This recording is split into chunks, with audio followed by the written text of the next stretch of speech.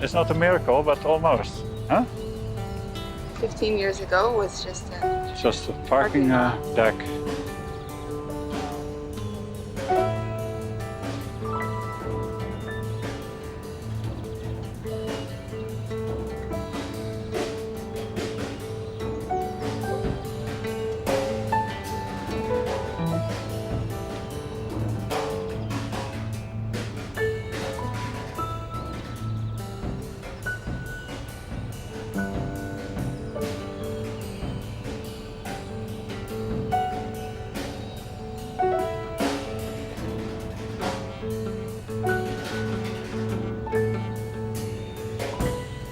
The Loerie was my first attempt to do sort of pure natural looking wild planting.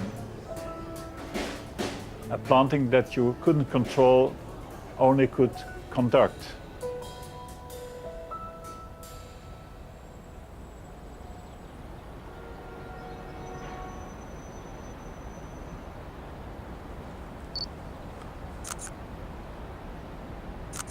The Loerie garden for me certainly was the start of new ideas. But I would never have thought about working in New York.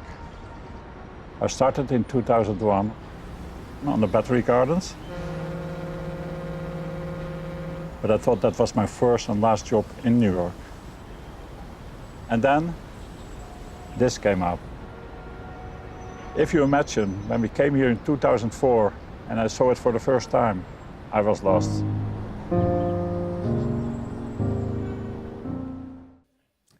You saw an impression, just a short 1-minute clip of the film on Piet Oudolf, Fall, Winter, Spring, Summer, and I say Fall, Winter, Spring, and Summer, and Fall. It's the title has become simpler. Now it's just 5 seasons. And now it's just 5 seasons. You don't have to lose it in your mouth like that. Okay, thank you very much for introducing us to the film. Thomas Piper, director, give him a big hand.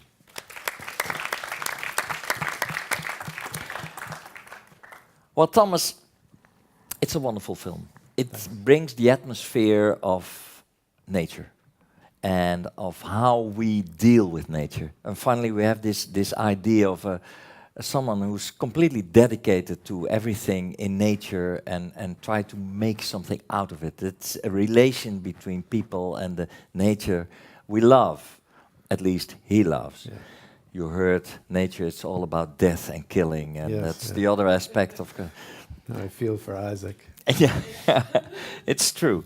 But at the same time, Jord, there's a wonderful quote by Piet in this movie, where he's taking some people around a garden that he designed, and he says, yes, you want it to look wild, but not to be wild. Yeah. And I thought that contradiction between how you see wildness is really interesting. It's really the core of his work, I think. Yeah, I mean, I think it's everything is very designed, but the inspiration is, I mean, I think elsewhere in the movie he talks about wanting it to evoke the emotion of being in nature or the wild or something like that. But it's, you know, it's not different from maybe painting or sculpture in that respect, that you're trying to make people feel something, but you're using a highly constructed thing to evoke that emotion, and he just happens to work with plants to do that. But how you start with a film as complex as a film on nature, because nature grows, it takes its time. How are you going to catch that motion? I think that was one of your most difficult things to conquer. Yeah, I mean, it became an investment in time again. I mean, it was just... from the outset, I had the idea that it would be at least one full year of seasons. Because even though I didn't know a lot about Piet's work at the time, that was my appreciation for it, was that it was about how much it changed.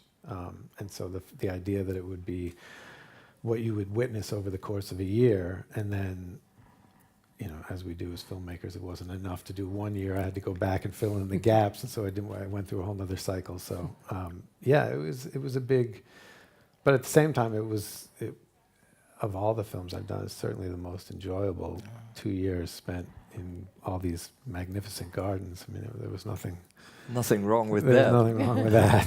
So.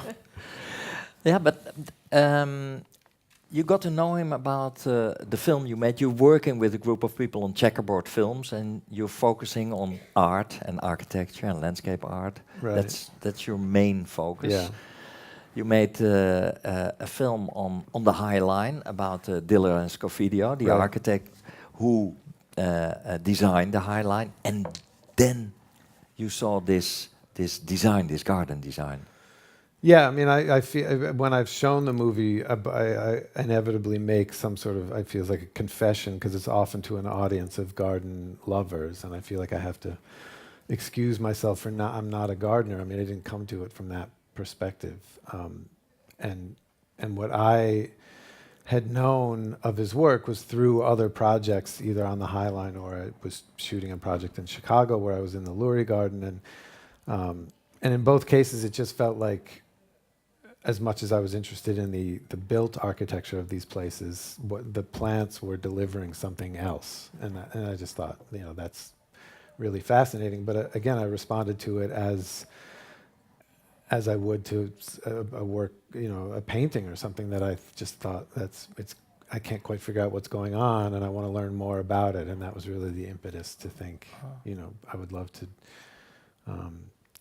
I didn't even have an ambition for what that film might be. I mean, I didn't think about what it could be, but I just thought he would be an interesting subject because of what it provoked. So there was no script or whatever. You just thought the Four Seasons, and we follow him, and that's. And then the films I've done before. I mean, everything is they at the end of they're not scripted, they're not written, and then they always are just kind of about sort of trying to investigate the creative process. So whether that is someone working in a studio as a painter, or whether it's a writer or a musician, I mean, it's some attempt to kind of let them articulate what they go through to make something. It's really interesting, Tom, that this process is so different from your first career.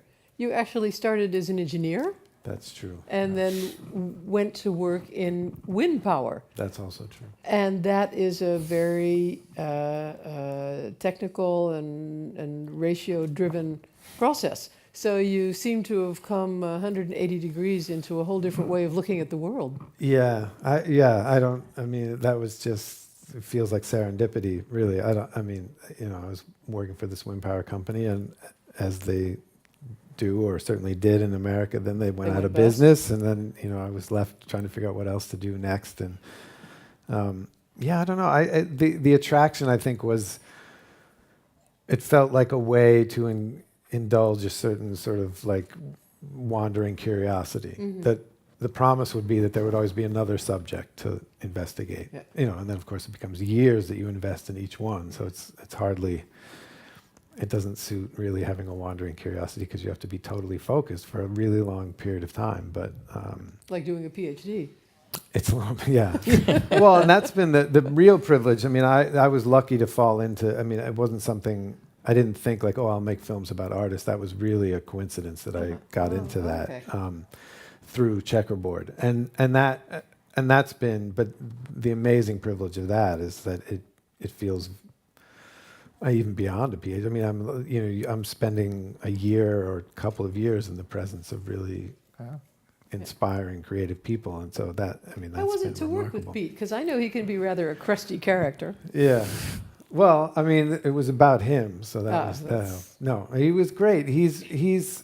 Someone said earlier there was someone at the screening a landscape architect who's worked with Piet on projects, and Piet, I mean, fitting this kind of romantic idea of an artist, he just works alone in the studio. He doesn't have an office or a staff or a firm or anything. And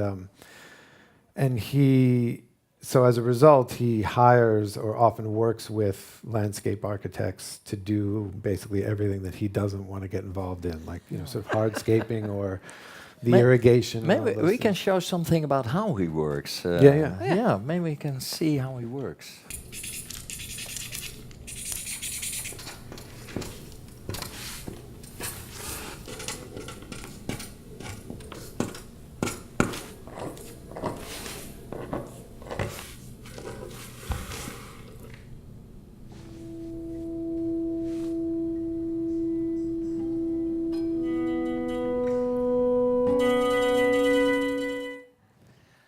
this is fascinating. We're living in a digital world, and here's an old man sitting with his color pencils, thinking about how a garden would look. We can all do this, I think, but the result will be completely different from what he has made. It looks as if you are diving into that very first moment of creation, as if you are much interested in that part of the process, and that the rest will follow, as if you try to grab that moment of excitement that something is there suddenly. Yeah, like I said, I mean, for me, the subject is as much about the act of making something. So that he happens to be a garden designer, I think, is fascinating, and the idea of using plants as a kind of medium for creating something is really interesting.